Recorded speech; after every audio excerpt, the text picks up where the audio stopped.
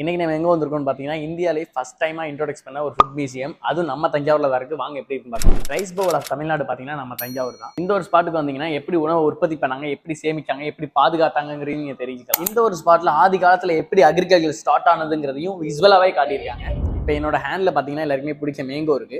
இதை இந்த இடத்துல பிளேஸ் பண்ணணும்.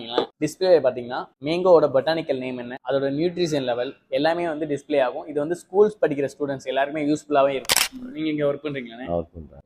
ஸ்கூல் பிள்ளைங்க எல்லாமே வராங்களா? எல்லாம் ஸ்கூல் பிள்ளைங்க நான் பாப்பா படிக்கிறாருமே வந்து பார்த்துக்கிட்டு தான் இருக்காங்க. வந்துட்டு ஃபேமிலியாவும் வந்து விசிட் பண்ணி போறாங்க. ஃபேமிலியாக வச்சுருக்கோம்.